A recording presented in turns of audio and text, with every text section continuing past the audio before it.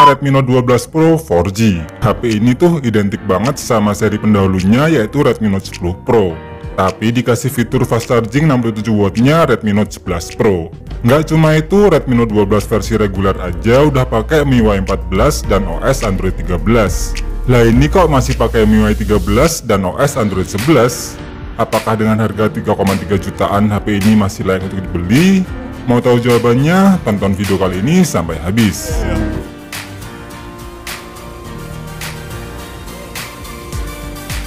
Tampilan dusnya masih ciri khas Redmi banget. Ada sekilas tampilan desain, logo Mi, hingga nama seri di bawahnya. Di belakang dusnya ada 4 seling bahan utamanya, mulai dari kamera, fitur fast chargingnya, layar, dan jenis chipset yang digunakan. Dan unit yang akan kita unboxing ini berwarna Glacier Blue dengan varian nomor 128GB. Langsung kita buka dan lihat apa aja isi dalam kemasannya. Begitu pertama kali dibuka, langsung disambut dengan kartu ucapan. Lalu ada dus kecil lagi yang terdapat pin SIM tray ejector, kartu garansi, buku manual, dan dapat jelly case bening. Baru kemudian unit smartphone yang masih terbungkus plastik. Paling bawah ada adapter charger berdaya maksimal 67 watt dan kabel data yang tentunya sudah bertipe USB-C. Itu dia isinya, kita beresin dan lanjut ke handphonenya. Impresi awal lihat desain bodi belakangnya ini sih terasa familiar ya dengan desain kayak gini. Tapi untuk pegangannya malah terasa lebih berat nih dibanding seri Redmi Note 12 yang versi 5G. Redmi Note 12 Pro 4G ini beratnya mencapai 201 gram, sedangkan yang 5G malah cuma 187 gram. Finishing bodi belakangnya ini masih cukup mudah ninggalin bekas sidik jari, dengan build quality yang ternyata cukup solid, dan minim bagian kopong kalau diketuk kayak gini. Di bagian samping kanan ada tombol volume dan power yang sekaligus untuk set fingerprint, di kirinya polos saja nih. Di atas ada lubang jack audio, speaker, mic, dan infrared blaster. Dan di bawah ada lubang speaker, mic, dan lubang kecil untuk buka slot SIM card yang masih bertipe hybrid. Kita nyalakan dan santai dulu sebentar. Inilah tampilan awal dari Redmi Note 12 Pro 4G. Pakai tampilan MIUI 13 yang berbasis OS Android 11. Kalau dilihat dari about phone gini, memori internal sebesar 128GB nya sudah terpakai sebanyak 27GB. Untuk aplikasi bawaan dan juga bloatware yang tentunya bakal useless kalau tidak digunakan. Jadi saran saya sih mending dihapus saja ya aplikasi yang sekiranya bakal tidak dipakai, daripada menu-menu memori internalnya. Dengan layar 6,67 inch AMOLED yang beresolusi Full HD+, refresh rate 120Hz, hingga tingkat kecerahan mencapai 1100 nits, sebagai pengganti fitur HDR10 yang dihilangkan di layarnya ini, seri ini membenamkan fitur Dolby Vision. Kualitas layarnya juga masih tergolong bagus untuk saat ini, ditambah dukungan dual stereo speaker yang suaranya juga lumayan mantap.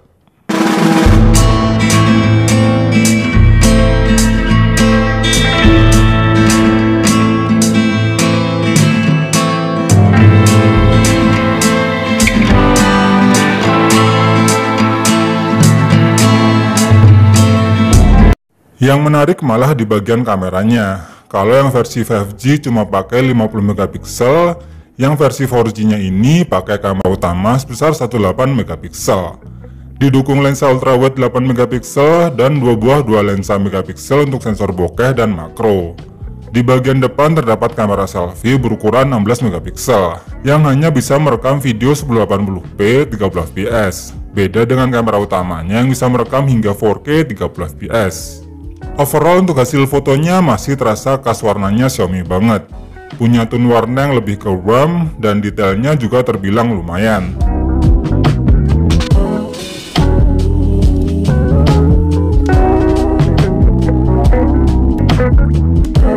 Tapi kalau untuk hasil di mode ultrawide, detailnya jadi terasa berkurang.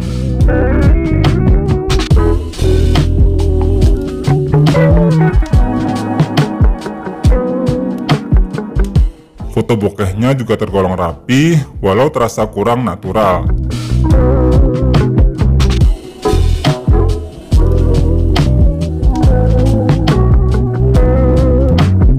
Untuk hasil mode malamnya memang terasa minim noise, tapi untuk detailnya jadi terasa kurang maksimal.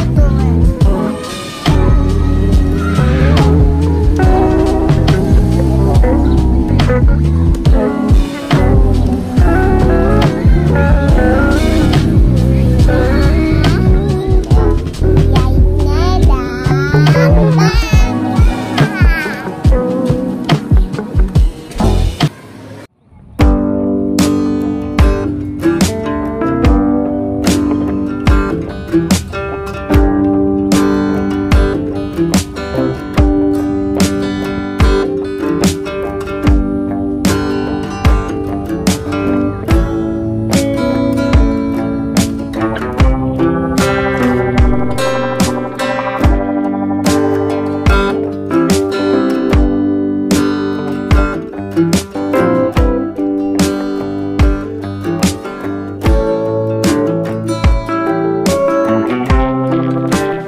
sekelas Snapdragon 732G yang berfabrikasi 8 nanometer memang sudah agak ketinggalan kalau untuk saat ini. Tapi siapa sangka ternyata performanya masih cukup mumpuni. Pengetesan AnTuTu versi 10 terbaru pun bisa mencapai 400 ribuan. Palingan yang agak aneh tuh di Geekbench 6 tesnya, karena skor single dan multicore-nya tidak terlalu beda jauh. Tapi kalau untuk 3D Mark di mode Wet Lab Stress Test punya tingkat stabilan yang bagus dengan skor yang lumayan. Jadi dengan skor benchmark segitu, aslinya HP ini bakal enak banget kalau untuk daily use yang standar. Saya tes buat main game PUBG Mobile pun masih bisa dapetin settingan SD High atau Smooth Ultra. Dan saat saya mainkan pakai settingan Smooth Ultra, gameplaynya tergolong aman dan minim terasa frame drop. Sensor gyro juga nggak delay, dan touchscreen-nya juga responsif. Ditambah suhu panas HP juga nggak terlalu terasa panas. Selama 1 menit permainan atau 30 menit bermain, baterainya berkurang 8% dengan suhu panas maksimal di 40 derajat Celcius. Ngomong-ngomong soal baterai, kapasitas baterai 5000 mAh-nya ini memang udah pas banget untuk saat ini. Apalagi didukung pengisian cepat 60 watt, bikin ngisi baterainya nggak butuh waktu lama. Untuk dukungan sensor di HP ini pun tergolong lengkap nih, dan cuma ada 2 sensor aja yang absen. Dan untuk kecepatan sensor di jarinya pun tergolong cepat dan akurat. Untuk fitur NFC pun udah ada nih di seri ini. Jadi secara overall HP ini udah punya fitur yang lengkap ya guys. Kesimpulannya, Redmi Note 12 Pro versi 4G ini menurut saya lebih kayak Redmi Note 10 Pro Reborn yang dapat upgrade di bagian pengisian dayanya. Meskipun dari sisi software terasa kurang up to date, setidaknya pada bagian spek dan fitur masih terasa lengkap dan tetap worth it untuk saat ini. Semoga aja sih masih dapat update softwarenya ya guys, minimal upgrade ke MIUI 14 dan OS Android 13. Jadi gimana guys menurut kalian mengenai seri Redmi terbaru ini? Coba deh tulis opinimu di kolom komentar ya. Terima kasih udah nonton video ini sampai habis, semoga bermanfaat dan sampai ketemu lagi di video berikut.